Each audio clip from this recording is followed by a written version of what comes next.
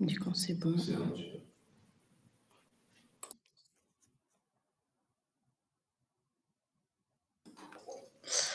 Alors bonjour à tous, désolée pour ce petit retard, on va pouvoir commencer. Donc bonjour à toutes et à tous et bienvenue à ce webinaire Comment réussir son projet RHU, organisé par BioValley France en partenariat avec Alcimed dans le cadre de la NextMed Academy. Donc juste rappel très rapide, les appels RHU pour recherche hospitalo-universitaire opérés par l'ANR ont pour objectif de soutenir des projets collaboratifs de recherche translationnelle en santé ou de recherche clinique de grande envergure.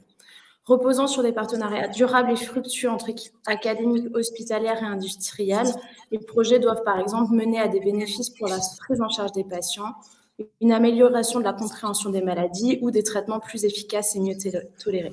Donc pour ce webinaire, Evan Martin-Brocard, directeur du cabinet Alcimed, et Claire Dimmermann, responsable de développement, innovation et politique publique chez Alcimed, nous présenterons en détail cet appel RHU afin d'appréhender les spécificités de cet appel, identifier les clés du succès pour un partenariat fructueux et voir en quoi cet appel peut être une réelle opportunité pour les partenaires. À noter que le cabinet Alcimed détient un très beau palmarès de projets RHU accompagnés, lauréats, avec 13 projets lauréats, dont 5 sur la dernière vague, la vague 6. Et ensuite, cette présentation sera suivie d'un retour d'expérience du Dr Catherine Schuster, directrice de recherche INSERM en médecine translationnelle et maladies hépatiques à Strasbourg. Donc, un retour d'expérience sur le RHU Deliver obtenu en 2022. Et nous finirons par une série de questions-réponses, donc n'hésitez pas à poser vos questions dans la discussion. Merci beaucoup Evan, Claire et Catherine d'être parmi nous et je vous laisse la parole. Merci Charline. Merci pour cette introduction. Alors, bon, c'est difficile de parler RHU sans à minima faire une piqûre de rappel sur France 2030, mais il s'agit juste de reposer le cadre. Le plan France 2030, vous le connaissez bien, ce plan de 54 milliards d'euros sur 5 ans qui doit permettre de rattraper le retard de la France dans certains secteurs historiques et de créer de nouvelles filières en faveur de l'investissement, de l'innovation et de la réindustrialisation. France 2030, c'est aussi... c'est 34 milliards d'euros de nouveaux crédits et puis c'est 21 milliards déjà engagés. Voilà. Le plan poursuit une dizaine d'objectifs autour d'une part de la décarbonation de l'industrie et puis d'autre part du mieux vivre avec des objectifs très concrets qui vous concernent directement, comme la production en France de minimum 20 biomédicaments, en particulier contre les cancers, les maladies chroniques dont celles liées à l'âge, et puis la création des dispositifs médicaux de demain. Et parmi les 6 leviers qui ont été identifiés comme inhérents à la réussite de ces objectifs, on retrouve cet appui sur les écosystèmes d'enseignement supérieur, de recherche et d'innovation dont vous faites partie. Et c'est précisément ce levier que cherche à activer le dispositif RHU, en particulier qui prône l'alliance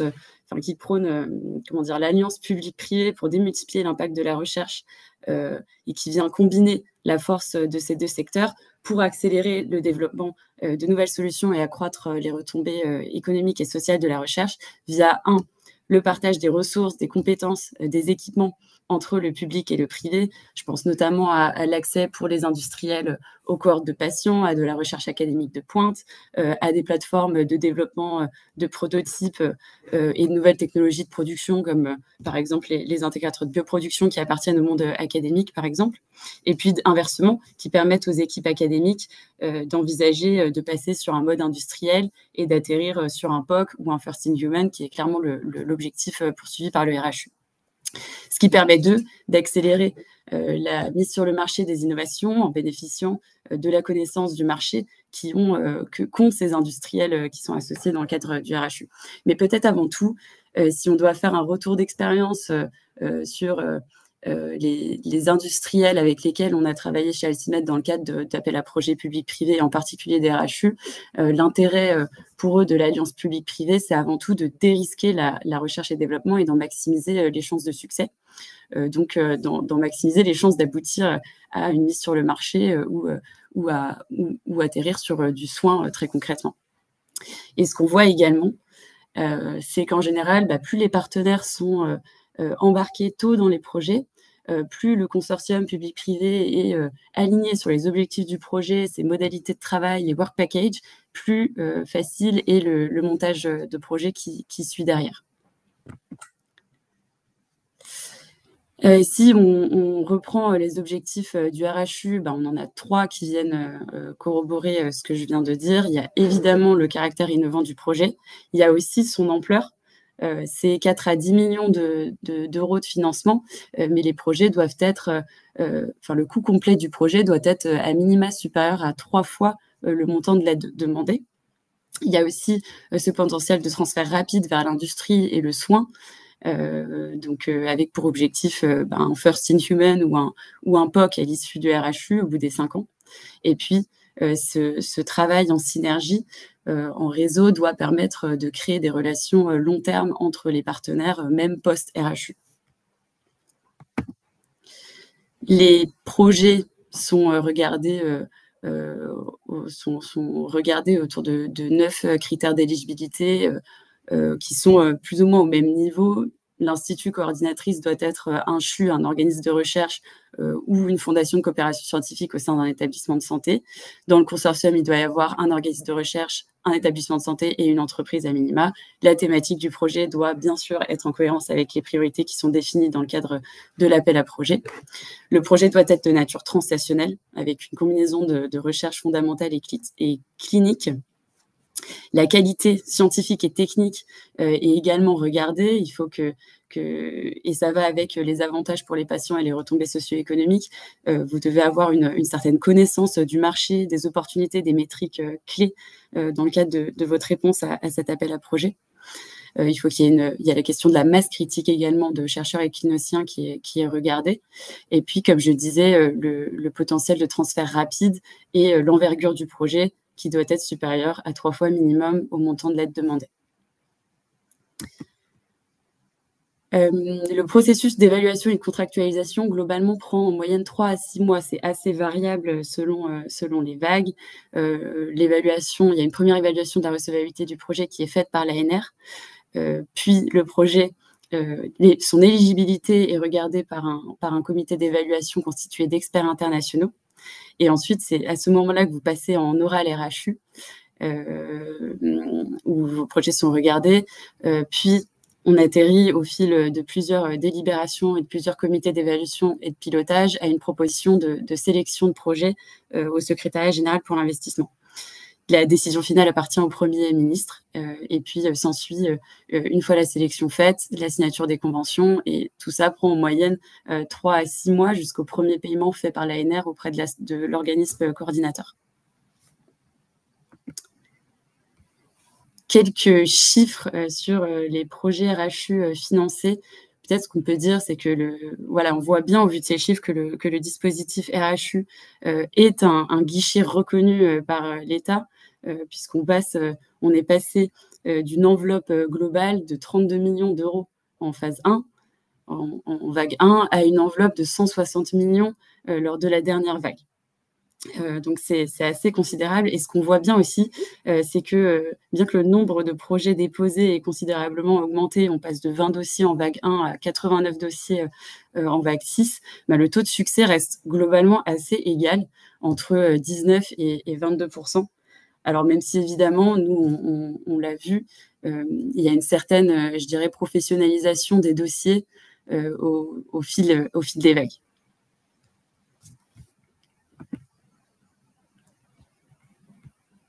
Bonjour à tous, je vais prendre le relais. Donc, Evan Martin-Brocard, ravi d'être avec vous ce matin.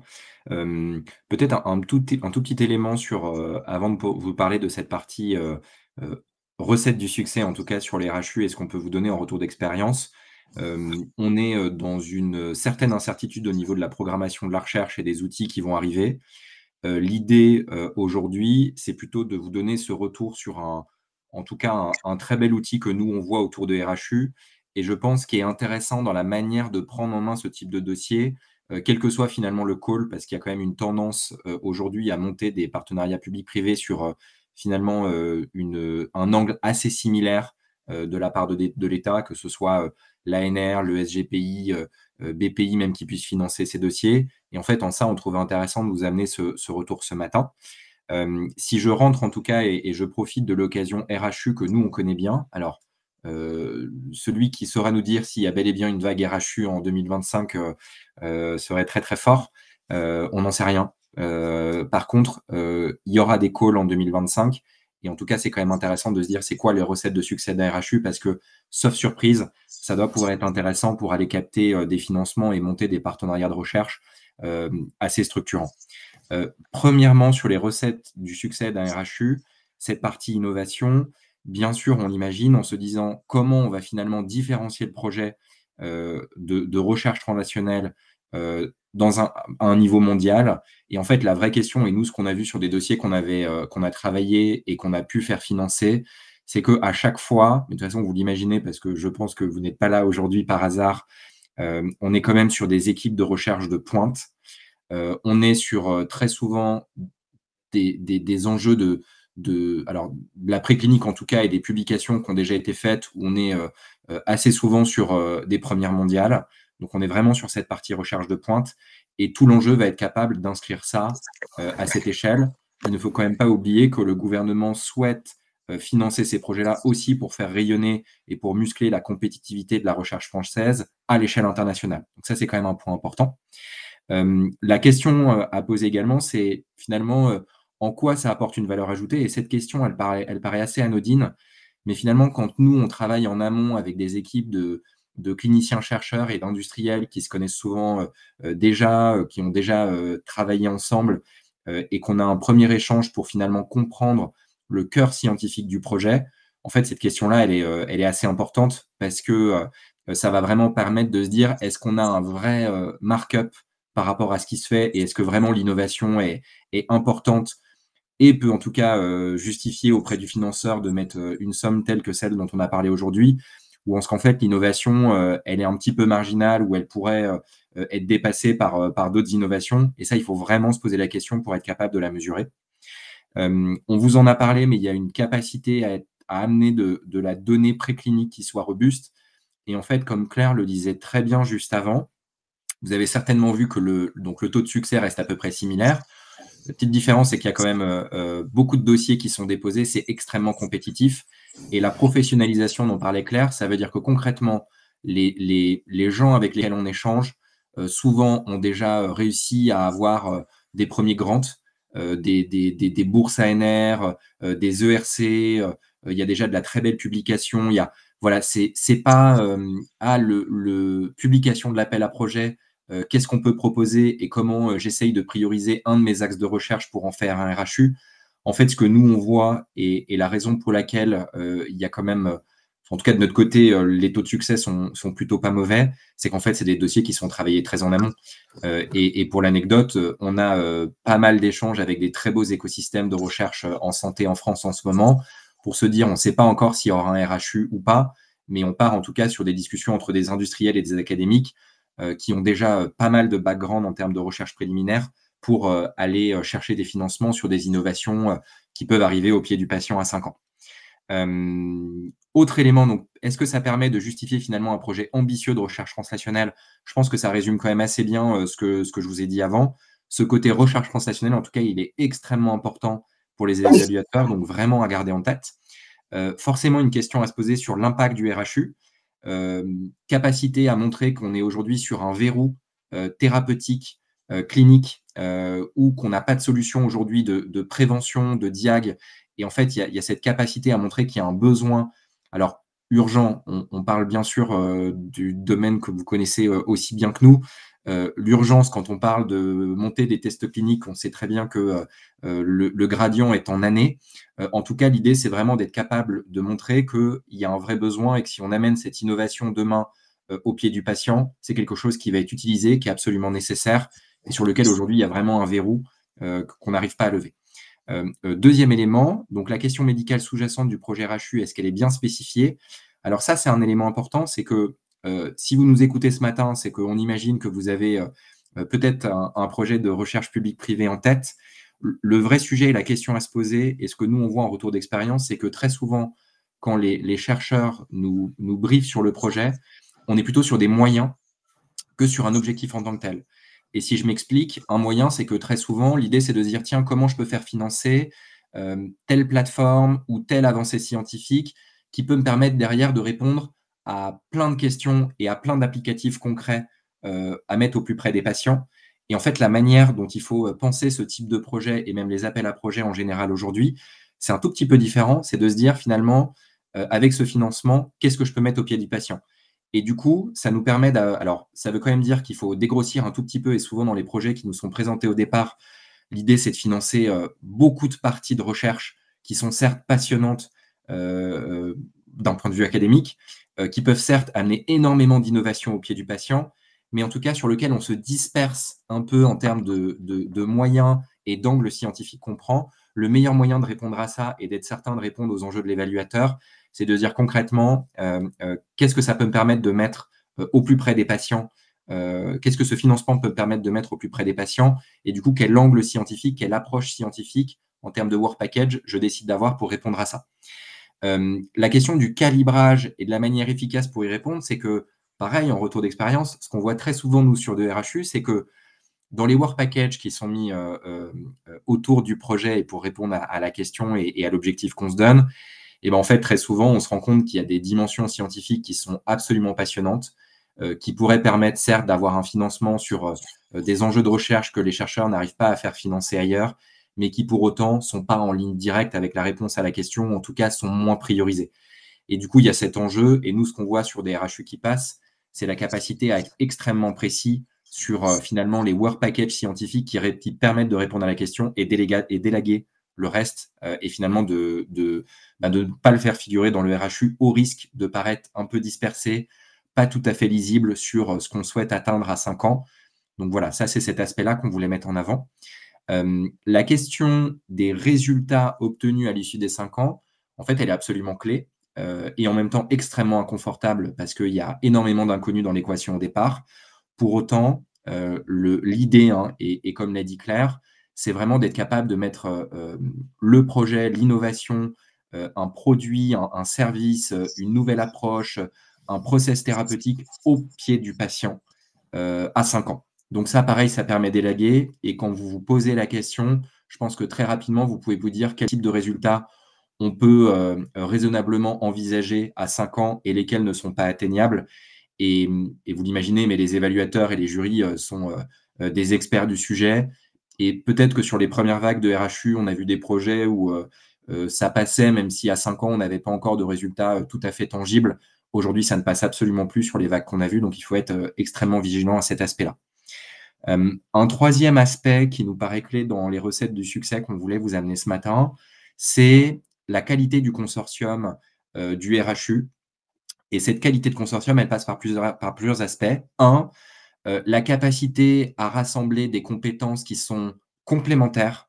Et ça, c'est extrêmement important. C'est-à-dire que de faire venir un consortium parce que vous vous entendez déjà bien, alors bon, bah, tant mieux, l'humain est quand même extrêmement important, surtout que c'est des dossiers lourds et il faut fluidifier le relationnel et les échanges. Pour autant, c'est vraiment, et on l'imagine, l'évaluateur regarde la complémentarité des compétences. Nous, on a vu parfois des RHU par le passé où il y avait un petit chevauchement des compétences, où les éléments n'étaient pas très lisibles.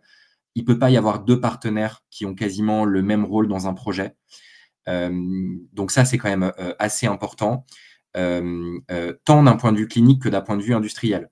Donc, si je vous fais le schéma idéal d'un projet RHU type, c'est un petit projet en termes de consortium, 4-5 partenaires très bien trouvés.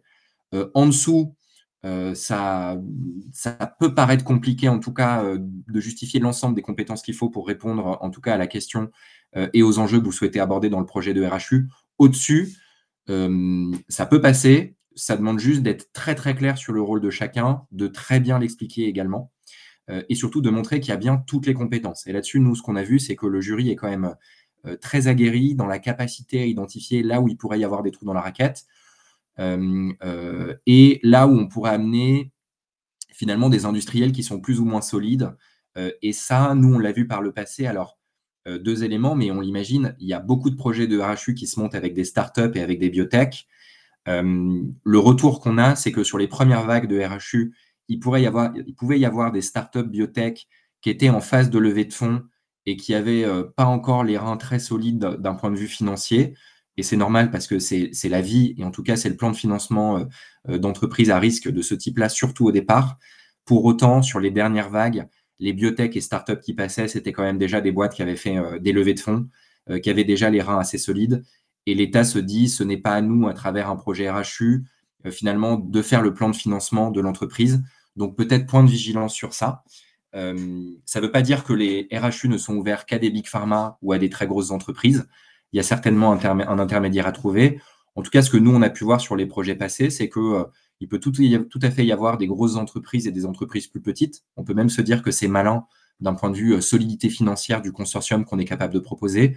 Le tout étant d'expliquer la bonne complémentarité, vous l'imaginez, des différents partenaires, et c'est ce que je vous expliquais juste avant. Autre élément, les partenaires mobiliseront-ils vraiment une action de R&D? Alors ça, c'est un vrai bon point, et sur lesquels, autant sur les 2-3 premières vagues, il pouvait y avoir un flou. Aujourd'hui, pas du tout. Les entreprises qui essaient de se positionner et qui sont plutôt sur de la prestation, alors, il peut y avoir des enjeux d'outsourcer de la prestation sur un RHU, et ça doit être vraiment anecdotique, et parce que c'est sur un petit angle, sur une petite brique très précise, qui requiert un financement qui n'est pas non plus massif à l'échelle du RHU. Et là, on peut se dire, OK, on peut se servir du budget pour financer finalement un prestataire, on va le dire comme ça. Par contre, ce qui passe absolument pas, c'est d'essayer de faire de la prestation, alors qu'en fait, on parle d'un vrai projet de R&D sur lequel, du coup, il faut être capable d'amener de la compétence, de l'in-kind, potentiellement du cash. Et ça, on parle vraiment d'un projet de R&D en tant que tel. Et du coup, d'éviter ce côté prestation et vraiment d'être visé comme un partenaire. Voilà dans les grandes lignes les quelques recettes qu'on voulait vous donner là. Peut-être sur cette partie qualité du partenariat public-privé, quelques retours assez pragmatiques qu'on voulait vous donner et qui finalement sont juste du bon sens, mais importants à avoir en tête. Et je pense que vous le savez, attention, donc dans les partenaires qui sont autorisés à être dans le consortium, donc soit ce sont des entreprises françaises qui ont de la R&D, ça peut aussi être des entreprises étrangères qui ont une filiale française en France, mais cette filiale française ne doit pas être une filiale uniquement de commercialisation, mais bien une filiale qui a de la R&D.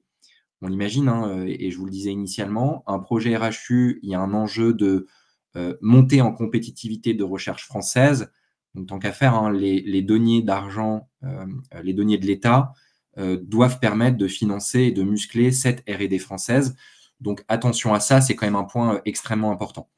2, les entreprises doivent être très impliquées dans le RHU. En fait, la participation financière qui doit être significative, l'évaluateur doit vraiment avoir le sentiment, en voyant le consortium, qu'on est sur des gens qui jouent le jeu tous à peu près à même niveau et dans la capacité à amener du financement. Ce que nous, on voit, et le format du financement, quand Claire vous parlait de financement et de subventions de 4 à 10 millions d'euros, et vous le savez certainement, ça veut dire qu'un projet RHU dans son ensemble, on est sur une enveloppe qui est triple. Donc, ça veut dire que le projet et le coût d'ensemble du projet se situe plutôt entre 12 et 30 millions d'euros, avec du coup une assiette de financement en 3 tiers. Le premier tiers qui est du coup cette subvention qui est amenée de la part de l'État sur un financement de RHU. Très souvent, un deuxième tiers qui est amené par la partie industrielle, et le dernier tiers qui se valorise par tout ce que la partie académique est capable d'amener. Et du coup, à ce jeu-là, ça veut dire que l'industriel doit vraiment être en capacité d'amener une participation qui peut se valoriser vraiment financièrement. 3, la capacité à respecter l'encadrement communautaire qui est relatif au soutien public des entreprises et de leurs projets recherche, développement, innovation. Ça, de manière très claire, on est à peu près sur 25% du coût total. Je pense que mon propos s'explique par lui-même. Autre élément, le fait que les entreprises doivent partager de façon claire et précise les aspects de propriété intellectuelle. Alors, c'est quand même un aspect clé, parce que même si le RHU, jusqu'à présent, le financeur était plutôt l'ANR et non BPI, et donc la différence, hein, c'est que vraiment le porteur de projet, le leader, est un partenaire académique, et non comme BPI où c'est des partenaires industriels, on est plus dans un langage très financier, très marché. Pour autant, sur un RHU, on l'imagine, si à 5 ans, l'idée, c'est d'être capable d'amener une solution au pied du patient, et ben forcément, il y a de la création de valeur, forcément, il y a l'accès à un marché, forcément, il est question également de vendre. les solutions et de les mettre à disposition du patient pour qu'il y ait un modèle qui puisse être pérenne. En ce sens, on l'imagine, les questions de propriété intellectuelle doivent être traitées. Alors là, ce que nous, on a pu voir sur des dossiers passés, c'est que l'idée, c'est de montrer qu'on a commencé à traiter la question et qu'on a été sérieux dans la démarche et dans la capacité à amener des réponses. Pour autant, on l'imagine, mais dans un financement RHU qui va durer 5 ans par la suite, il y a des éléments qui peuvent se préciser on n'a pas vu, nous en tout cas, ou il est extrêmement rare de voir des RHU déposés avec déjà toute la partie pays qui soit parfaitement cadrée, signée, entendue entre les acteurs. Il faut quand même qu'elle soit mentionnée et ça fait l'objet d'un work package dans une réponse de RHU. Et enfin, dernier point, l'idée c'est que, et ça fait le lien avec ce que je vous disais avant, les entreprises doivent finalement être en capacité de bien définir un business model des innovations qui vont ressortir de ce RHU-là. Alors, business model, encore une fois, c'est un mot valise et il faut voir ce qu'on met derrière. L'idée n'est pas de monter une étude de marché complète, aboutie et d'expliquer un plan d'affaires à 3 ou 5 ans.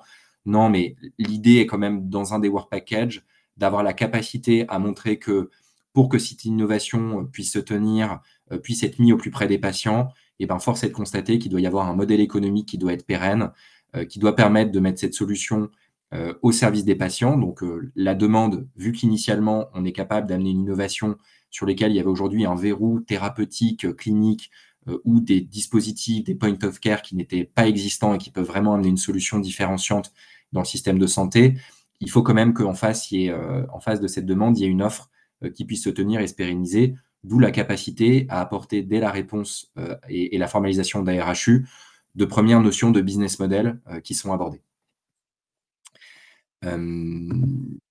Pour continuer, pardon, j'ai passé 2 slides. Un des enjeux et je pense que c'est pas pour rien si, on a cet échange aujourd'hui, dans le cadre, de tout ce que fait, BioVallée France, que je remercie au passage pour l'initiative, c'est qu'on se trouve vraiment sur un dossier et je pense que c'est un petit peu l'état d'esprit dans lequel nous, on voit les financements France 2030, qui est vraiment à cheval entre des enjeux publics et des enjeux privés, qui peuvent se retrouver dans, la capacité à avoir des financements sur, de la recherche, également la capacité à mettre en place et déployer des innovations au plus près des patients. Peut-être des éléments un peu clés. Un, cette collaboration avec d'excellentes, équipes scientifiques, tant dans la recherche fondamentale que dans la recherche clinique, c'est quand même un point qui est extrêmement, intéressant et nous, CRHU, la manière dont on le voit et quand ça se met en place, c'est quand même vraiment la capacité pour les entreprises à être au plus près d'un écosystème de recherche de pointe qui peuvent bien sûr leur permettre d'améliorer, de travailler la science, de travailler les innovations sur lesquelles elles ont monté leurs entreprises. Ça permet quand même de créer des liens très très forts, souvent sur des très belles communautés. C'est quand même, nous, ce qu'on voit sur des biotech, des startups qui montent en tout cas des RHU, c'est quand même un enjeu de visibilité et d'accélération qui est absolument énorme. En ça, c'est vraiment intéressant. Deux, la capacité à avoir accès, on l'imagine finalement, à des collections biologiques au sein de CRB, à des cohortes également, enfin voilà, à tous les outils, à tout l'arsenal que les cliniciens-chercheurs ont au quotidien. Ça, c'est quand même un accélérateur absolument énorme. Et puis bien sûr, cette subvention, elle est quand même pas anodine, surtout au démarrage d'une entreprise, mais pas que, parce que ça peut être aussi pour des plus grands groupes, d'avoir un levier de financement qui soit là. Attention pour autant, et je pense qu'on vous doit aussi un discours de transparence, et à mon avis, vous le voyez dans votre quotidien, attention à ne pas focaliser votre attention, votre énergie et la bande passante que vous avez uniquement sur ces appels à projets-là, parce que ça peut être extrêmement consommateur de temps, ça reste très compétitif. Et en fait, le meilleur moyen, c'est sur peut-être quelques réunions de travail au départ, de bien vous assurer que le projet que vous avez en tête, il répond en tout point à ce qu'attend le jury et à ce qu'un RHU avant d'y aller. Et nous, on a trop vu par le passé des gens qui pensaient que ça pouvait peut-être passer, mais savaient eux-mêmes que ce n'était pas certain. Il n'y a pas de surprise et ça, c'est des dossiers qui ne passent pas en tant que tels. Donc, d'où l'enjeu de bien préparer ça et d'en faire une véritable opportunité pour les entreprises.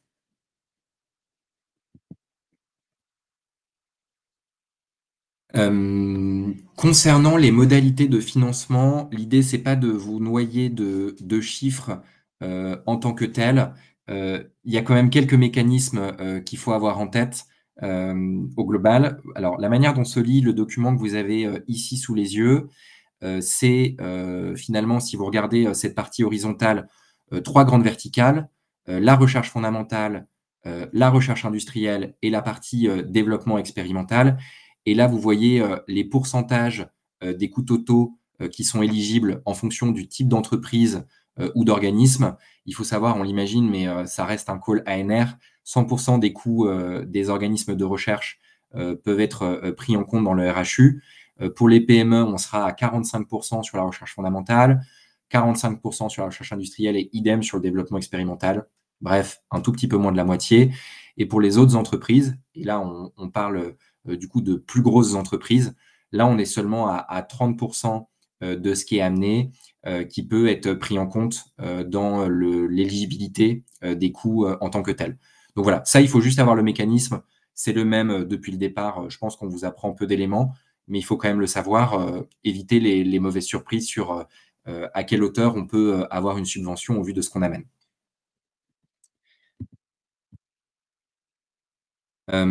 Concernant les règles de propriété intellectuelle, idem, quelques fondamentaux. L'idée n'est pas de vous noyer sous des éléments. Premièrement, quand on parle de propriété intellectuelle, vous l'imaginez, alors on n'est pas juriste en tant que tel, donc s'il y en a dans la salle qui m'excusent. On parle bien sûr de tout ce qui est connaissances, les inventions, les découvertes, le matériel, les dispositifs, les données, produits qui peuvent être obtenus à travers un projet en tant que tel. Donc c'est le cas dans le cadre d'un projet RHU. L'idée, on va vraiment parler aussi des résultats en tant que tels pendant l'exécution du projet. Donc tout ce qui va sortir grâce à la mutualisation des moyens et grâce à cette aide aussi de financement dans le cadre des RHU. Et là, l'idée, c'est de se dire, du coup, comment ça se passe dans le cadre d'un RHU? On vous donne les éléments ici. Les parties finalement conservent l'entièreté de leurs connaissances en tant que telles, mais elles s'engagent finalement à donner aux autres un accès libre à ces connaissances. C'est tout l'enjeu de la mutualisation entre le public et le privé et cette mutualisation de connaissances. 2, on a des résultats qui sont obtenus conjointement et qui sont partagés entre les parties, forcément en fonction des contributions respectives. Et ça, vous l'imaginez, mais c'est quelque chose qui se cadre initialement, qui s'écrit noir sur blanc pour bien expliquer la répartition, le cadre, les parts de chacun des parties. De se dire également que, sauf disposition contraire dans le futur accord de copropriété qui peut être amené après le dépôt de dossier, finalement, les partenaires industriels, eux, se voient accorder une option pour une licence exclusive ou non d'exploitation des résultats. Donc, on imagine très facilement les intérêts de chacun des parties, mais ça, c'est vraiment des éléments à discuter, notamment, bien sûr, à des fins commerciales, à condition que les résultats correspondent à leurs activités respectives. On l'imagine, ça, c'est un point important. Et puis enfin, de se dire que dans tous les cas, les parties déterminent les paiements que les partenaires industriels peuvent amener finalement aux partenaires universitaires en fonction des ventes, en fonction des revenus. Le taux et les modalités sont définis au cas par cas. Ça fait aussi le lien avec le tableau que je vous présentais juste avant. Donc voilà, quelques basiques, mais il faut quand même prendre en compte cette partie de propriété intellectuelle quand on réfléchit à un dossier de RHU.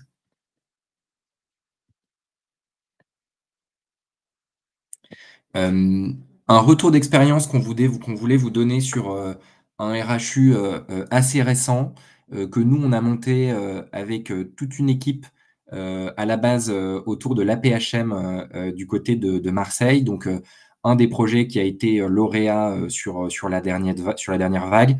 Ça fait plutôt partie des gros RHU, puisque là, il y a eu quasiment une subvention plafond quasiment à 10 millions d'euros, donc sur un projet à 30. J'en profite et c'est peut-être le moment pour vous le dire.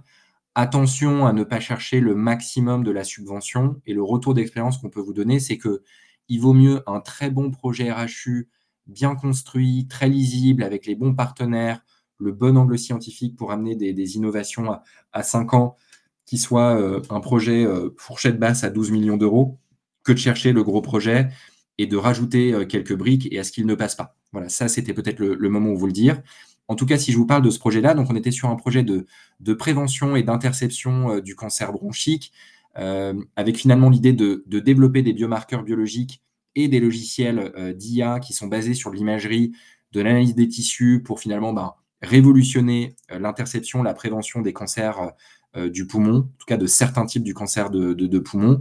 Donc là, vous l'imaginez, on est sur toute la chaîne extrêmement intéressante de la prévention jusqu'au traitement, prenant en compte la partie chirurgicale et même dans l'après et dans le post-chirurgical et le suivi. Donc là, on est vraiment sur quelque chose d'assez englobant. Et en fait, ce qu'il y avait de très intéressant, c'est que dans le consortium, et ça fait quand même le lien avec ce qu'on vous a dit avant, il y avait quand même des gens qui se connaissaient très bien, étaient vraiment sur la pointe de la recherche dans ce cadre-là. Donc, le porteur de projet, le chirurgien David Boulat, lui, est du côté de Marseille, travaillait déjà énormément avec pas mal d'équipes, notamment du côté de l'IGR. Et donc là, on a travaillé avec Guido Kremer, que vous connaissez certainement et qui est assez connu dans le domaine, qui faisait partie du projet. Une très belle entreprise qui était dans la boucle, pareil, qui a fait des très belles levées de fonds, qui est Terra Panacea, qui a fait partie du projet. Tout ça, c'est vraiment que des équipes qui avaient déjà pas mal de recherches précliniques, qui avaient déjà pas mal de données. Pour Terra Panacea, qui avait déjà les reins assez solides parce qu'il y avait déjà de la levée de fonds. Et puis, il y a d'autres partenaires académiques qui sont venus se greffer au projet et qui avaient toute une place très particulière, très importante dans le projet qu'on a pu justifier. Bien sûr, des UMR, des équipes de recherche côté INSERM. Il y avait également des gens côté INRIA sur la partie IA qu'on est allé chercher avec finalement différents laboratoires. Et ça, en tout cas, c'est un projet qu'on a pas mal pensé en amont, qui avait déjà de la donnée, sur lequel on a passé beaucoup de temps dans la phase de cadrage parce que initialement, on voulait mettre beaucoup de choses dans ce projet-là parce que vous l'imaginez, quand on parle vraiment du traitement de ce type de cancer et de bout en bout, de l'amont à l'aval, il y a quand même énormément de questions qui peuvent se poser. Et en fait, ça veut dire qu'il y a des choix qui ont été faits de se dire on décide de prioriser certains axes. Et dans la capacité à prioriser ces axes, un des indicateurs qu'on a eu, c'est de dire qu'est-ce que concrètement et de manière logique, on est capable d'amener à 5 ans au pied du patient. Et en fait, ça a été un peu un des éléments clés de finalement devoir sortir certains aspects en se disant raisonnablement, on ne sera pas capable d'amener des premiers résultats à 5 ans et dans d'autres cas, on était capable de le faire. Et ça a été notamment un peu juge de paix pour être capable de rendre ce dossier qui a plutôt été très bien évalué et qui a été financé.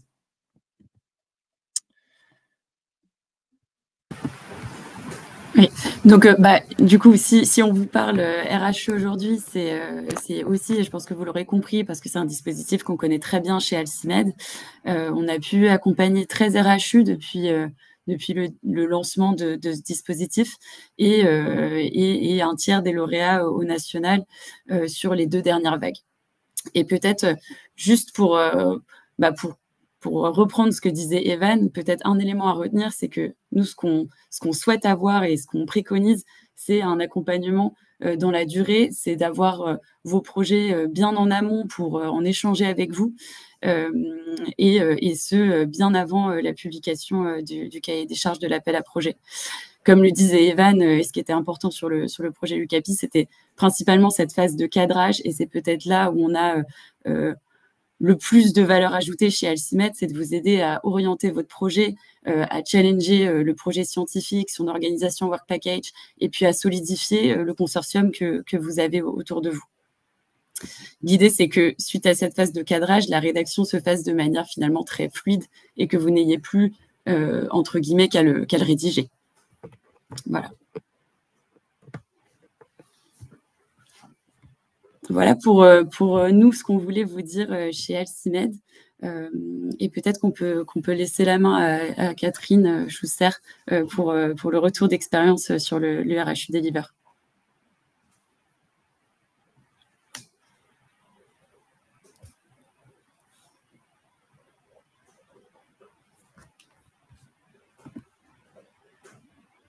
Claire et Evan pour cette présentation. Juste petit souci technique, c'est bon.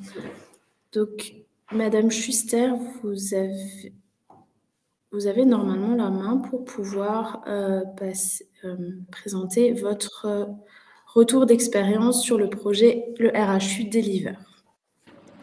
Merci Charline, merci Claire et Evan pour cette présentation. Évidemment, la mienne elle sera un tout petit peu redondante parce que je vais redire un petit peu les mêmes choses, mais dans un focus plus pratico-pratique, c'est-à-dire que nous, on l'a vécu de l'intérieur, on a réussi à l'obtenir et disons, je vais orienter ma présentation sur présentation pratique en fait de notre RHU. Donc notre RHU s'appelle Deliver.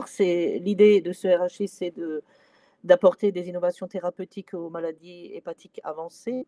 Et il est coordonné par le professeur Thomas Baumert, qui est également le directeur de mon institut de recherche. Et je suis partenaire de ce RHU qui nous a été accordé en 2022 avec une somme de 6,7 millions d'euros. Donc, pour répéter un peu ce qui est absolument nécessaire pour arriver à avoir un RHU, c'est 4 piliers. Un projet scientifique qui est solide et innovant, et ça, c'est vraiment la brique de base, on va dire. Un consortium fiable et complémentaire. Une gestion stratégique et agile. Ça, c'est très, très important, et peut-être vous n'en avez pas trop parlé au niveau d'Alcimed, mais au niveau du quotidien d'un laboratoire et d'une coordination d'un projet aussi grand, c'est très, très important d'avoir une gestion stratégique et agile tout du long du projet. Et évidemment, y réfléchir aussi à un impact scientifique et social ou sociétal dès le départ. Donc, pour le projet scientifique, dont les 4 piliers, voilà le premier, un projet scientifique solide et innovant. D'abord, je pense que le truc le plus important, vraiment, c'est la clarté. Le projet doit être basé sur une problématique scientifique, une question scientifique et un besoin médical non satisfait. Donc, en général, il émane des équipes plutôt cliniques ou médicales qui sont partenaires de nos unités et qui, en fait, nous posent un problème, quelque part, un problème médical. Et après, la deuxième chose pour la clarté, c'est vraiment de définir clairement les objectifs et les compétences nécessaires. Ça, c'est la première chose. Après, évidemment, il y a l'innovation, c'est-à-dire arriver à faire une approche intégrée privée-publique pour à la fois repousser les frontières de la connaissance, parce que dans ce cas-là, ce qu'on veut du privé, c'est aussi de la recherche. Hein. Vous l'avez bien dit avant dans la présentation Alcimed, c'est qu'on veut aussi de la recherche, on veut juste du fee for service. Et accélérer le transfert des découvertes vers la clinique. Alors l'importance, évidemment, et vous l'avez dit également, c'est le benchmarking. Savoir si on est seul sur le coup au niveau national, au niveau international, qu'est-ce qui se fait également dans les grandes sociétés pharmaceutiques, par exemple, et ne pas être sur les plates-bandes en fait, de quelque chose qui serait déjà en cours. Il faut qu'on soit innovant et qu'on soit les premiers, en fait. La structuration, donc des données préliminaires solides, et la mutualisation effective des expertises.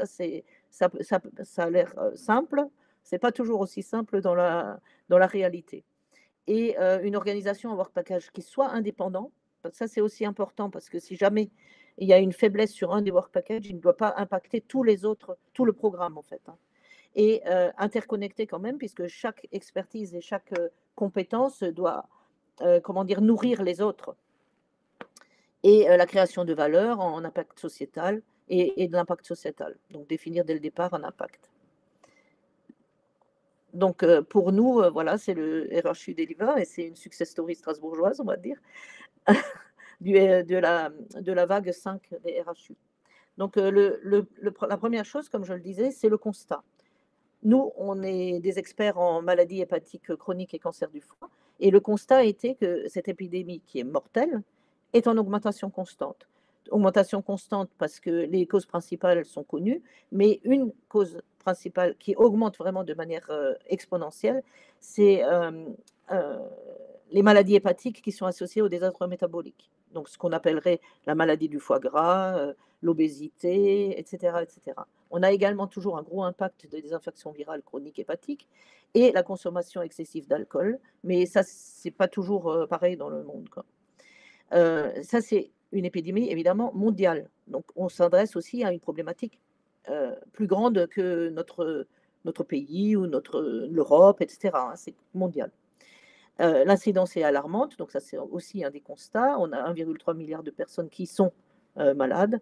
Les cas de maladies métaboliques associées hépatiques augmentent dans le monde, 800 millions de personnes.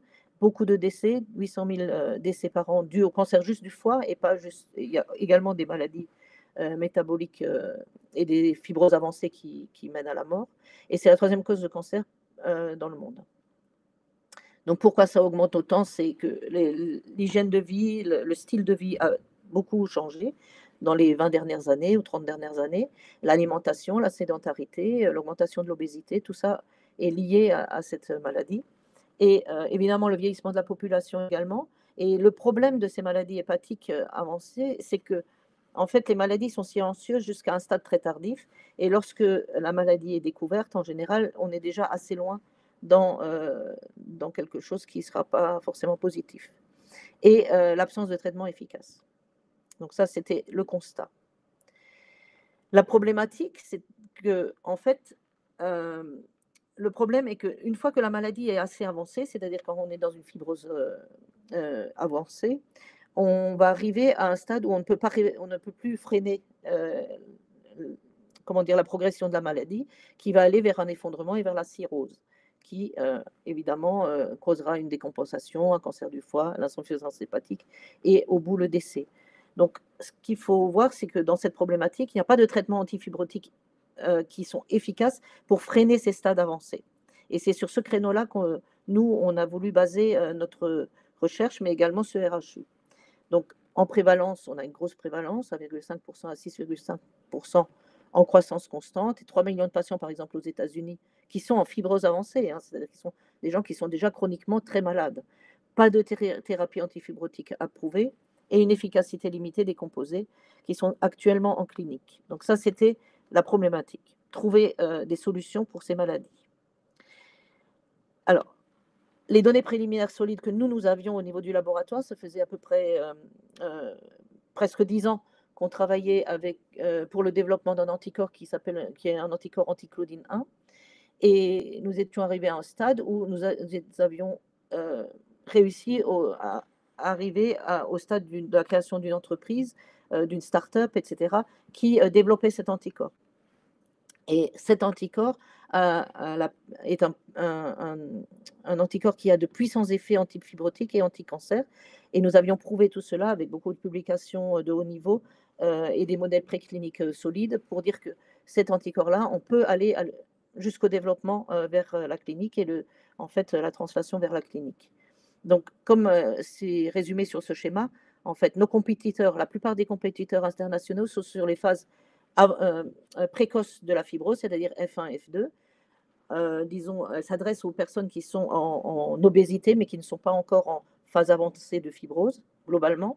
Et vous savez qu'actuellement, il y a des très, très bonnes molécules qui sont sorties cette année ou l'année dernière et qui sont apparemment efficaces. On ne connaît pas encore peut-être les retombées secondaires qui vont peut-être arriver plus tard. Mais nous, l'idée, c'était vraiment de se focaliser sur ces phases F3, F4 qui sont beaucoup plus, qui sont déjà moins étudiées, moins intéressantes peut-être pour la pharma et qui pouvaient être à la fois antifibrotiques et anti-cancer. Et l'idée globale, évidemment, c'était à partir de ces données préliminaires, le but, c'était de transformer l'offre de soins pour ces maladies avancées avec un anticorps monoclonal first in class. Donc, pour ce projet Deliver, qui était transformer la prise en charge des maladies hépatiques, les objectifs étaient simples. D'une part, la thérapie ciblant la claudine 1, c'était la première chose, sachant que cette protéine claudine 1 est exprimée particulièrement dans les maladies du foie et les cancers du foie, mais également dans d'autres cancers. Des biomarqueurs non invasifs, c'était une autre partie vraiment de ce RHU qui était voué à une prédiction personnalisée du risque de développement du CHC et d'autres complications liées au foie, et un pronostic global pour l'évolution du patient et les résultats cliniques qui permettaient à la fois de prédire le développement d'un cancer, par exemple, mais également de trouver des marqueurs très, très précoces pour prendre en charge ces patients et peut-être leur permettre d'avoir une meilleure vie, en fait, même pendant la maladie. Et évidemment, sur ces objectifs-là, il fallait également développer toujours encore de nouveaux modèles dérivés de patients pour analyser, caractériser ces maladies du foie au niveau très fondamental, mais également transstationnel, et découvrir de nouvelles combinaisons thérapeutiques. Donc ça, c'était nos objectifs. Et pour faire cela, donc le programme scientifique était d'une part basé sur 5 work packages, dont un était le projet gouvernance, donc work package 5, mais un work package sur la fibrose, la thérapie de la fibrose, et aussi un peu du cancer. Les biomarqueurs, découvrir de nouveaux biomarqueurs pour la prédiction précoce, par exemple, les cancers, l'effet sur le cancer, les thérapies combinées, etc., et les modèles de patients. Et ces work packages sont tous indépendants. Nous avions défini très clairement pour la mitigation des risques à la fois des go-no-go clairement définis et des données précliniques solides qui garantissaient un faible risque initial. Donc ça, c'est vraiment, je pense, un des exercices les plus difficiles quand on prépare un RHU, c'est de trouver les go-no-go clairement définis. Parce que si on n'arrive pas à définir ça, on va avoir du mal aussi à convaincre les jurys qu'on a bien pensé à tous les risques qu'on mettait en route pour un financement quand même conséquent. Donc pour le pilier 2, et c'est également un point qui est extrêmement important, c'est un consortium fiable et complémentaire. Parce que faire un consortium, c'est plutôt simple de trouver des partenaires en général pour avoir un gros financement, mais il faut qu'il soit fiable sur la durée. C'est-à-dire qu'il faut qu'on sache que c'est des gens qui vont travailler avec nous pendant 5 ans de manière conséquente, régulière, et qui apporteront leur pierre à l'édifice tout du long du programme. Donc la confiance et l'expérience et la solidité d'un consortium, parce qu'en général, ce sont des partenaires historiques qu'on a déjà testés, qu'on a déjà éprouvés, et avec qui on sait qu'on peut bien travailler. Ça, je pense que c'est vraiment un fondamental d'un RHU. La complémentarité des expertises, évidemment, on ne doit pas tous savoir faire la même chose, mais tous apporter quelque chose de différent qui, travaillera au but commun. La collaboration publique-privée, mais aussi la collaboration entre la recherche fondamentale, translationnelle et clinique, qui n'est pas toujours évidente. Donc l'articulation entre l'innovation académique, la recherche clinique et le pragmatisme industriel, qui est crucial pour accélérer le passage à l'application clinique. Et ce sont des mots, mais c'est aussi la réalité des choses. Et la propriété intellectuelle, et ça c'est un point que vous avez bien décrit dans la présentation précédente, c'est que les aspects de propriété intellectuelle doivent être discutés et définis en amont. Ce sont des discussions longues, des fois pénibles aussi, et il faut que ce soit fait vraiment en amont et pas pendant la rédaction du projet, parce que à la fin, ça prend trop de temps et ce n'est pas le but de l'écriture du projet. Ça doit déjà être fait bien en amont et que ce soit très clair pour tout le monde. Donc, dans notre cas, donc sur les 3 piliers, on avait évidemment le pilier académique, le pilier hôpital et le pilier secteur privé. Et on a 6 partenaires, en fait. On a 2 partenaires hospitaliers, un l'IHU de Strasbourg, l'autre l'assistance publique des hôpitaux de Paris, la PHP. On a 2 partenaires industriels, la société Gerbet et la société Alentis, et des académiques, donc notre unité de recherche ici à Strasbourg, qui est l'ITM, et Paris-Sorbonne Université. Donc, de ces 6 partenaires, si je vous les détaille un petit peu plus, avec leurs compétences aussi, c'est que nous-mêmes, au niveau de l'INSERM, on était, disons, des leaders dans la recherche-développement translationnel sur les maladies du foie. On a eu beaucoup de financement sur nos programmes. On est des experts de la biologie de la claudine et des anticorps. On a développé énormément de modèles issus de patients, mais aussi des modèles murins qu'on fait sur place. Et on est financé par des ANR, des ERC, un laboratoire d'excellence, etc. Donc, on avait, disons, des données solides préliminaires, mais aussi, une réputation d'expert dans ce domaine-là. Ensuite, le deuxième partenaire était l'IHU de Strasbourg, qui sont des leaders l'aspect de l'IHU de Strasbourg que nous avons, privilégié dans notre RHU était le développement de biomarqueurs d'imagerie, parce que l'IHU avait des cohortes de patients bien caractérisés et de grande taille, et qu'on avait des experts en hépatologie et de découverte de biomarqueurs avec eux. On avait déjà travaillé beaucoup avec eux sur des programmes ANR sur le TERA-HCC, un TERA-HCC ARC, etc. Donc on avait également une habitude de travailler avec eux depuis au moins presque une dizaine d'années.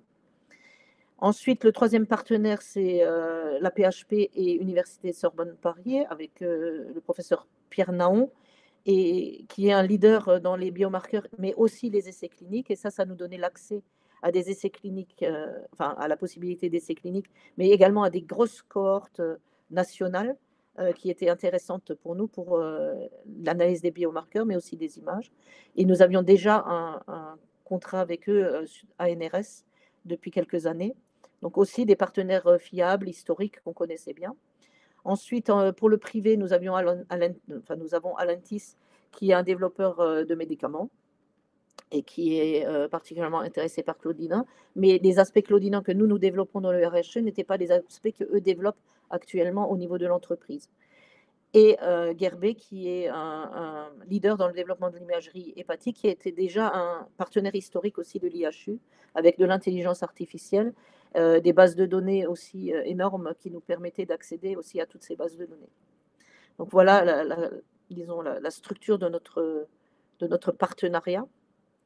Et comme vous le voyez ici, quand je dis les partenaires sont indépendants mais interconnectés, vous voyez que sur les 5 aspects, on va dire, de notre RHU, les work packages s'overlappent quelquefois. Par exemple, le work package 2 est voué à la fois aux biomarqueurs sériques, aux biomarqueurs basés sur les grandes cohortes de patients, les sérums, etc., mais aussi sur des cohortes d'imagerie. Et donc, à la fois, nous avons la PHP, on a notre laboratoire qui participe, et également Gerbet pour les images, et l'IHU. Donc, c'est un work package très, très dense, on va dire. Le work package 3 est plus sur les biomarqueurs, sur les modèles, et c'est plus, disons, développé chez nous. Et le développement de médicaments sera plutôt lié à Allentis. Et toute cette organisation est parfaitement huilée, on va dire. Donc, ce qui est très, très important au niveau pratico-pratique de l'avancée d'un projet d'une telle ampleur et avec autant de partenaires très différents, hein, et ça, c'est un point qui est important dans les RHU, je pense, c'est de définir clairement les jalons et les livrables. C'est obligé, enfin, c'est quelque chose qui est fait au niveau du dépôt du dossier, mais je pense que ce qui est très, très important dans un projet comme celui-ci, c'est aussi durant la progression du projet, de garder ça vraiment à l'esprit et de toujours être en train de reconsidérer à la fois ses jalons et ses livrables et voir où on en est dans la progression du programme qu'on avait émis au départ. Et là, je vous ai mis un petit exemple du Work Package 3 et comment nous procédons. Donc, nous avons un suivi mensuel coordonné par les Work Package Leaders avec un compte-rendu, des conclusions et des actions futures. Ça, c'est fait tous les mois à peu près, des fois 6 semaines, ça dépend. Et on a également, évidemment, des évaluations annuelles à la fois par notre SAB et par l'ANR. Et à chaque fois, à la fois, on considère nos jalons, on regarde où on en est, on voit si nos livrables ont avancé, mais également être capable de peut-être rediriger un petit peu les choses, renoncer à certains aspects, en mettre d'autres, etc., pour que le but final soit toujours atteint. Donc, dans un RHU, quelque chose qui est très important aussi, évidemment, c'est la gouvernance de ce consortium. Évidemment, il y a un coordinateur scientifique, mais il s'appuie forcément sur quelque chose qui est, qu'on va appeler un comité exécutif, qui, allie tous les Work Package Leaders. Et il est très important, je pense, de bien définir, de bien choisir en fait ces Work Package Leaders, parce que c'est eux qui vont au quotidien ou, disons, de manière hebdomadaire, suivre le projet. Et ils vont rendre compte à ce COMEX où en est le projet. Mais on est obligé, enfin, vu la taille de ce genre de consortium, de laisser un peu de liberté aux Work Package Leaders pour mener leur Work Package du mieux possible et leur faire confiance, quoi. Il faut qu'il y ait une animation scientifique et une coordination, évidemment, la cohésion des partenaires, et ça, c'est vraiment lié à des réunions régulières. Si vous n'avez pas de réunion régulière avec tous les partenaires, et nous, on a des réunions, disons, tous les 2-3 mois avec tous les partenaires, et tout le monde fait un point sur où il en est dans l'avancée du programme, en plus des réunions mensuelles de Work Package. Et un bilan d'avancement périodique, évidemment, qui est souvent rythmé par l'ANR, par la nécessité de nos SAB, etc. Mais on peut aussi le faire en plus. Quelques réunions en plus, c'est toujours bien. Et évidemment, faire des work packages et des réunions plénières de consortium également. Un point que je voudrais peut-être pointer vraiment et qui n'a pas été trop discuté précédemment dans la présentation précédente, c'est l'importance du Scientific Advisory Board.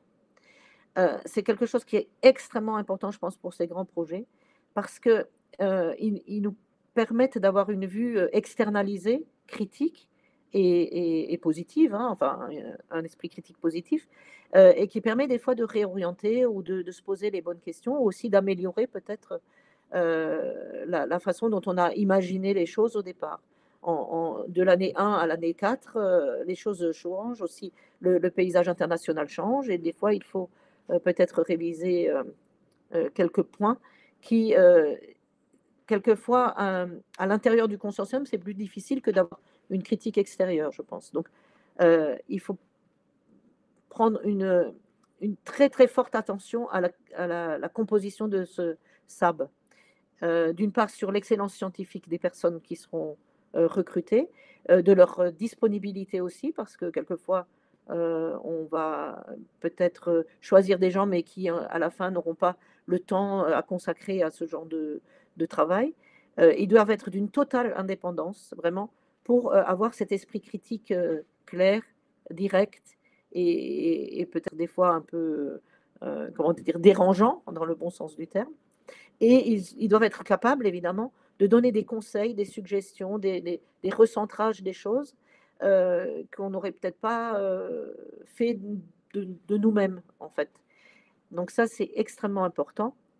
Et peut-être il faut insister là-dessus aussi lorsque vous créez, enfin vous aidez à la création de CRHU, de déjà penser, c'est pas évident hein, de créer un SAB et de penser à quelle personne pourrait être impliquée là-dedans.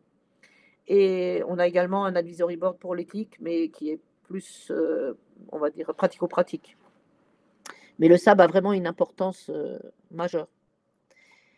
Ensuite, sur le troisième pilier, une gestion stratégique et agile, et c'est ce que je disais aussi, c'est quelque chose qui va être très, très utile tout du long du programme et qui peut-être est des fois un peu mésestimé au départ. Donc je pense que vraiment la chose la plus importante, c'est de vraiment dédier un chef de projet à ce genre de programme. Il va coordonner les aspects scientifiques, mais également les aspects administratifs.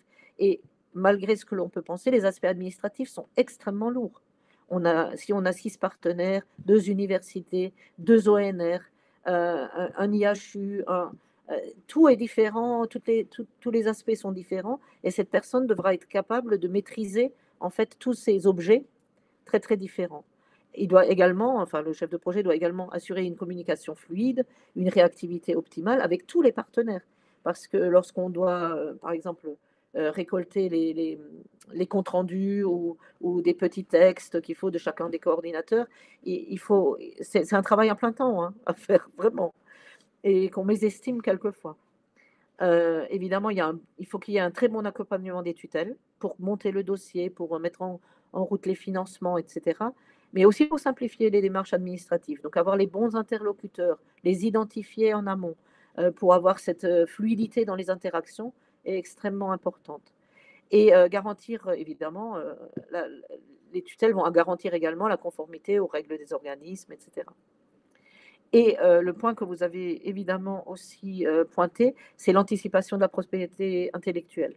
Impliquer les services de valorisation dès le départ. Par exemple, la SAT Connectus à Strasbourg ou INSERM Transfert à Paris, pour nous, sont des interlocuteurs très, très importants pour que, en fait, les intérêts de chacun soient bien comment dire, protégés.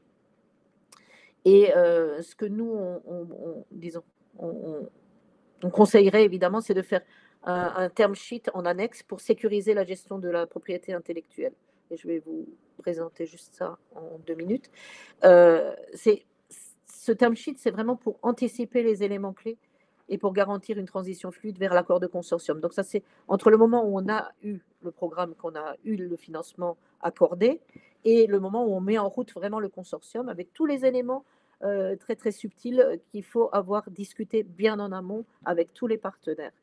Et c'est pas, ça a l'air simple, mais discuter avec une université qui n'est pas la vôtre, c'est jamais aussi facile que de discuter avec sa sienne propre. Voilà.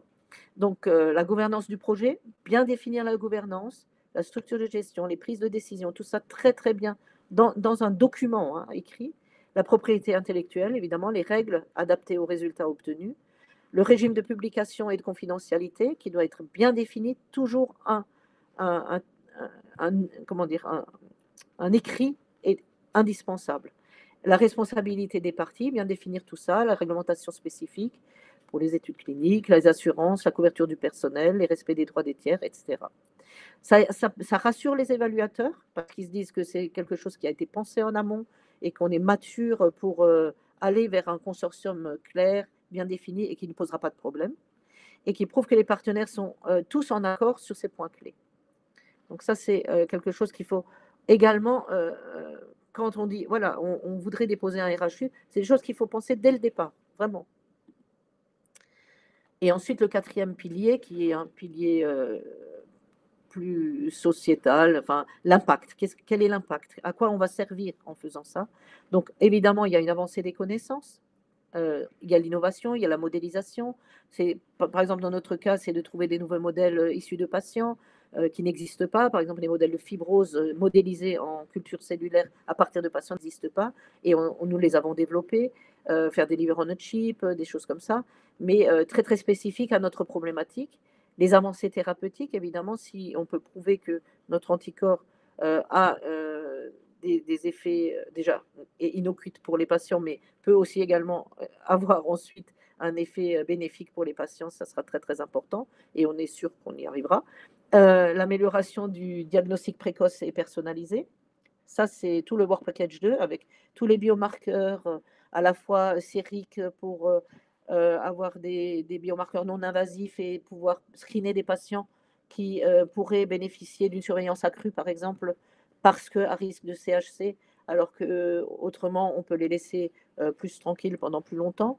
Personnaliser la médecine dans ce cas-là, mais aussi faire de l'imagerie très très fine pour détecter des CHC beaucoup plus tôt, par exemple, ou la récurrence, la récidive. L'amélioration de la prise en charge des patients avec cette stratification spécifique du risque, mais également apporter peut-être des thérapies, certainement, et un impact sociétal, puisque en stratifiant les patients et en arrivant à déterminer un risque précoce, on peut réduire les coûts de santé, la prévention, la stratification des prises en charge, etc., et améliorer la qualité de vie des patients. Donc ça, c'est le pilier 4. Et donc, en recommandation stratégique que je pourrais faire ou que nous pourrions faire vis-à-vis d'un RHU, c'est d'une part, 1.1, c'est la résilience, c'est-à-dire que dans notre cas, on avait déposé un RHU en 2019 qui n'avait pas été retenu. Et à partir de ce projet, on est reparti sur l'idée d'un RHU avec quelques bases qui étaient les mêmes, mais en le repensant, en l'enrichissant avec des nouveaux partenaires, en mettant un nouveau work package, etc. Et on a été lauréat ensuite en 2021. Et grâce aussi à des données préliminaires qui étaient plus fortes, des plus solides, plus de papiers publiés et une maturité accrue du partenariat et du projet. Et tout ça, donc il ne faut pas se désespérer de ne pas l'avoir, il faut recommencer, mais le repenser. Ensuite, en recommandation, il faut absolument anticiper toutes les difficultés qu'on pourra avoir sur la signature de l'accord de consortium. Et il faut prendre en compte les exigences de l'industrie, de l'académique. Il faut anticiper l'accord. Pour nous, par exemple, ça a duré 12 mois pour signer tous les accords, enfin, d'avoir tous les accords. Donc, c'est très long. Et donc, le projet ne commence pas non plus tout de suite. Hein. Donc, ça, c'est quelque chose qu'il faut bien avoir en tête. Et la communication, évidemment, c'est une des clés du succès dans plein de choses, et en particulier en sciences. Mais une communication constante entre les partenaires pour qu'ils se sentent toujours bien concernés par le projet et de garder cette synergie. Si les gens ne se voient pas et ne se rencontrent pas et ne discutent pas, les choses se délitent. C'est inévitable parce que chacun de nous n'a pas que ce projet en cours. Chacun de nous aura 3, 4, 5 projets en cours et devra être leader dans plein d'endroits différents. Et si l'intérêt doit rester, il faut que les gens se rencontrent et se parlent. Voilà, donc le Work Package Leader est crucial, c'est-à-dire que les Work Package Leaders sont vraiment des managers de sous-projets et qui ont quelque part un peu carte blanche pour faire avancer le programme, mais doivent être aussi un énorme lien très fluide avec le comité exécutif. Donc ça, c'est un des points aussi. Et voilà, et donc c'est ce qui fait avancer de manière optimale ce genre de projet. Et donc voilà, les clés, c'est le projet scientifique clair et innovant, qui doit répondre à un besoin médical non satisfait, qui n'est pas adressé actuellement au niveau ni national ni international.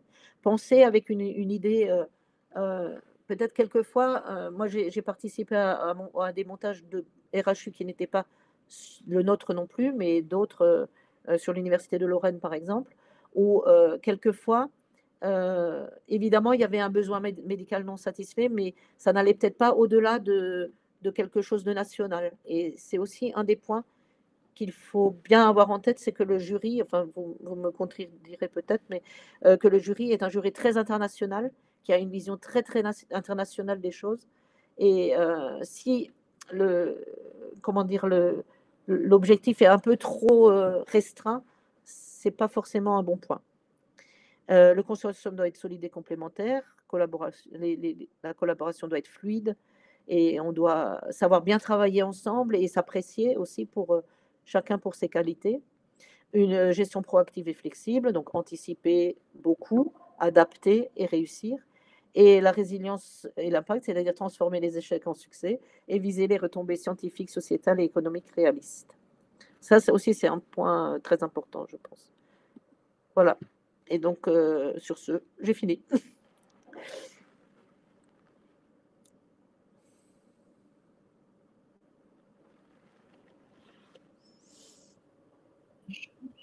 Merci beaucoup pour cette présentation. Alors, juste avant de passer aux questions, donc si vous avez des questions, n'hésitez pas à les mettre dans la discussion. Donc, merci Catherine, Claire et Evan pour ces présentations. Si certains d'entre vous seraient intéressés pour avoir un retour d'expérience d'un partenaire industriel, on a eu le retour d'expérience d'un partenaire académique. Donc, pour un partenaire industriel dans un RHU, nous pouvons vous mettre en relation avec Marjorie Sidoum, qui est vice-présidente de Business Development et de la communication corporate chez Domain Therapeutics, sachant que Domain Therapeutics est partenaire de 2 RHU, des vagues 5 et 6, donc le RHU Condor et le RHU Sprint. Donc, si vous avez envie d'avoir un retour d'expérience de sa part, on peut vous mettre en relation. Et donc, n'hésitez pas à revenir vers nous à la suite du webinaire. Est-ce qu'il y a des questions dans l'audience ou pas? Sinon, moi, je peux commencer avec une question. Alcimade, ils sont aussi en ligne? Oui. Alors, souvent dans les appels à projets BPI, il y a l'aspect environnemental qui est pris en compte. Est-ce que dans les RHU, c'est un aspect qui est pris en compte ou à l'heure actuelle, il n'était pas du tout pris en compte? Je crois que dans notre cas, ça n'a pas été un point. Mais c'était en 2021, hein, donc peut-être ça a changé. Ok. On a une autre question. Donc, merci. Je lis la question. Merci pour vos interventions très claires et pertinentes. Quel est le degré de maturité technologique attendu pour un RHU, surtout pour l'acteur industriel?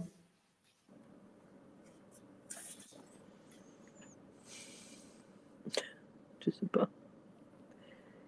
Peut-être Alcimade peut répondre. Oui, j'allais dire du côté de Alcimade, peut-être.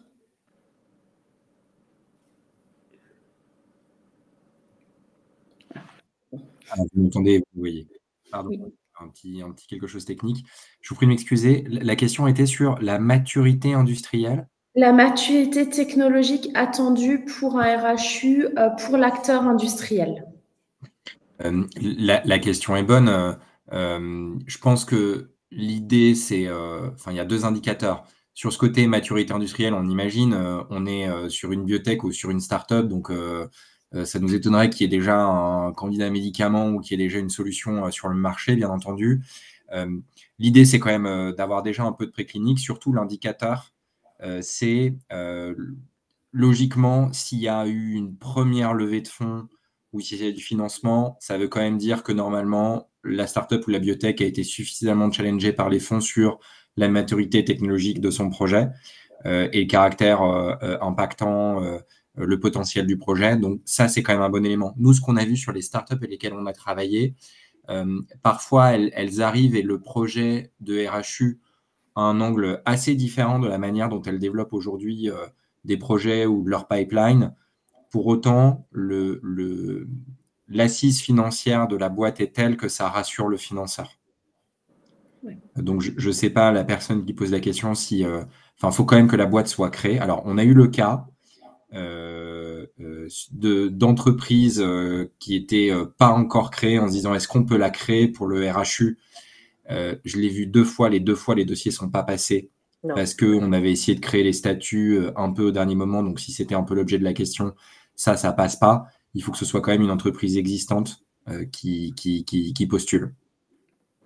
Oui, il faut quand même déjà une assise assez solide au niveau de l'entreprise parce qu'il faut aussi être sûr que cette entreprise, elle perdurera sur les 5 ans, par exemple, parce qu'on a des entreprises quand même fragiles quelquefois on voit bien, qui n'arrivent pas à suivre après.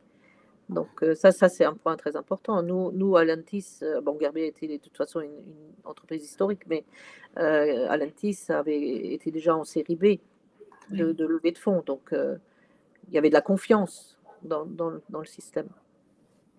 Alors, la réponse merci pour votre réponse. Et c'est une start-up qui a été créée depuis 4 ans.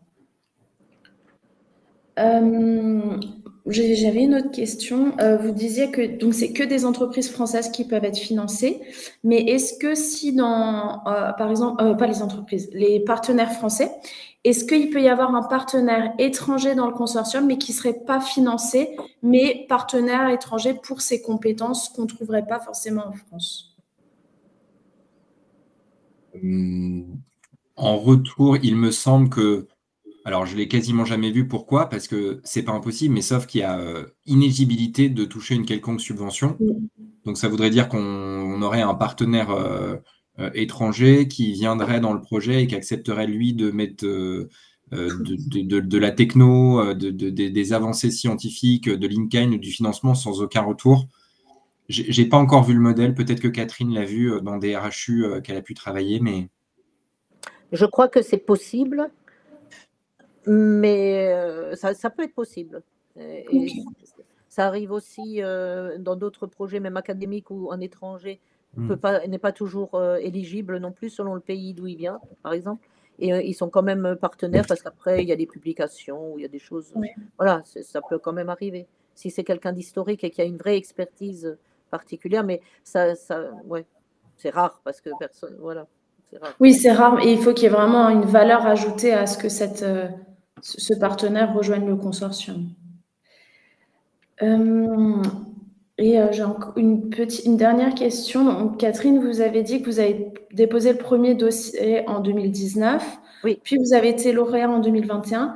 Et du coup, quand vous avez repris le dossier après 2019, vous avez eu est-ce que vous avez une idée de combien de temps vous avez eu d'échanges vraiment avant de déposer le dossier final? Oui, c'est vraiment un point important, je pense. Moi, je pense qu'il faut compter presque 1 an. Okay. Du moment où et bien que nous, on avait déjà imaginé les choses, mais une fois, hein, donc quelque part, on ne partait pas de zéro. Mais si on part de zéro, c'est au moins 1 an.